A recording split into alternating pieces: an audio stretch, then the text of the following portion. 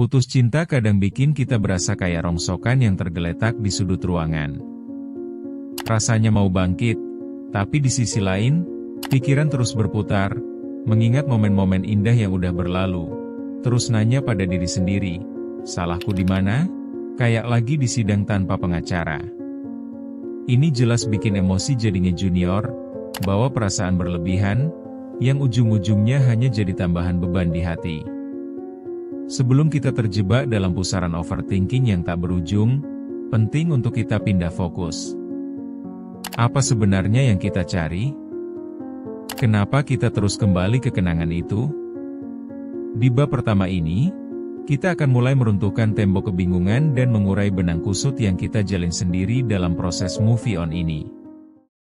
Chap 1. Kegagalan relasi. Apakah itu salah kita? Seringkali kita berusaha keras mencari penyebab dari hubungan yang gagal. Padahal, menghabiskan waktu untuk mempertanyakan diri sendiri itu cuma bikin kita tambah pusing. Kenapa ya kita selalu nanya, salahku di mana? Seperti kita berada di ruang kelas, mengangkat tangan dan berharap guru mengaku salah dalam pengajaran. Pertama, coba deh sadar bahwa kegagalan itu bukan semata-mata tanggung jawab satu pihak. Relasi itu seperti dua orang yang mencoba menari di panggung yang sama. Kadang langkahnya seirama, kadang melenceng, dan bisa jadi bukan salah siapa-siapa. Mengenali hal ini penting untuk memudarkan beban yang kita pikul. Selain itu, momen-momen indah yang kita ingat hanya menambah borok dalam hati jika terus diingat. Mungkin saatnya kita membuat memori baru yang lebih cerah, karena hidup ini bukan tentang memutar ulang masa lalu, melainkan menciptakan jalan ke depan. Chap 2. Kebiasaan buruk, terperangkap dalam kenangan manis. Siapa yang bilang kenangan manis itu seharusnya terus diingat? Justru, semakin kita mengulang-ulangnya, semakin kita terjebak di dalamnya. Perasaan kayak terjun ke lautan emosional yang dalam, sulit sekali untuk muncul ke permukaan. Kebiasaan ini bukan cuma bikin kita merenung, tetapi juga terjerat dalam realitas yang gak lagi ada. Kita malah jadi terjebak dalam film romantis yang kita ciptakan sendiri, seolah-olah hidup kita butuh penambah rasa dari kasih sayang yang udah pergi. Jadi, kenapa tidak coba untuk menghapus jejak-jejak itu? Misalnya, matikan notifikasi atau hapus aplikasi yang bikin kita kembali ke masa lalu. Dengan begitu kita bisa memberikan diri kita ruang untuk bernafas. Karena, ingat ya, hidup bukan tentang nostalgia, tapi tentang langkah menuju kehidupan yang lebih baik. Chap 3. Kepala berputar, saatnya merelakan dengan elegan. Satu hal yang jarang kita sadari, merelakan itu juga suatu seni. Ini bukan hanya tentang, oke, udah, bye, tapi lebih dalam dari itu. Kita harus berani untuk menghilangkan pikiran-pikiran beracun yang seakan terus berulang. Seakan pikiran jahat itu ingin menjadikan kita musuh terbesar bagi diri kita sendiri. Misalkan kita coba untuk mengingat kenangan gak berarti tersebut, kita justru memperpanjang siksaan emosional.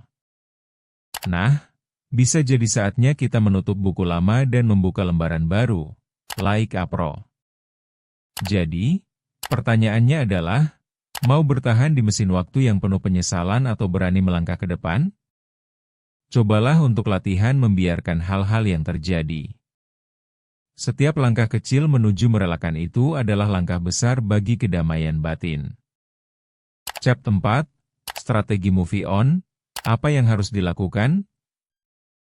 Sebenarnya, move on itu lebih dari sekedar ucapan, dan perlu strategi untuk mencapai tujuan tersebut. Pertama, buatlah daftar kegiatan baru yang bisa mengisi waktu luang dan pikiran kita. Coba lakuin hobi baru atau interaksi sosial dengan teman-teman. Kedua, sesuaikan lingkungan kita. Singkirkan barang-barang yang mengingatkan kita pada mantan, dan buang jam handphone yang sudah usang itu. Ketiga, luangkan waktu untuk merenung sehari semalam, sambil mendengarkan musik tanpa lirik, agar pikiran kita bisa fokus tanpa campuran emosi. Dengan 3 langkah sederhana ini, kita bisa menuju langkah lebih ringan di masa depan. Menggunakan praktik kesadaran dan menjalani setiap hari dengan penuh syukur dapat memberikan kita kekuatan untuk menghadapi perjalanan ini. Chapter 5, Kesalahan Umum Saat Move On, Hindari Ini. Ada beberapa kesalahan umum yang sering dilakukan saat kita berusaha move on. Salah satunya adalah memaksakan diri untuk gak merasakan kesedihan. Hey, kita ini manusia, berhak merasakan kesedihan dan kecewa. Mengabaikan perasaan kita hanya bikin kita jadi waktu bom waktu. Ketika kita terus menahan perasaan, tidak jarang kita malah meledak di waktu yang tidak tepat. Cara terbaik adalah memberi diri kita izin untuk bersedih, sembari mengingat bahwa kesedihan ini hanya sementara.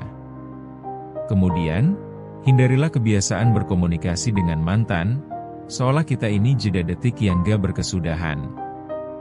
Kita harus tahu kapan waktunya untuk tidak menggandeng kembali masa lalu. Karena, move on itu bukan tentang melupakan, tapi lebih kepada menerima dan berdamai dengan diri sendiri. Ingat, perjalanan ini bukan tentang cepat-cepat, tapi bagaimana kita bisa menikmati setiap proses. Untuk tips lebih lanjut, jangan ragu untuk terus ikuti ruang tumbuh. Bertumbuh itu proses, bukan lomba.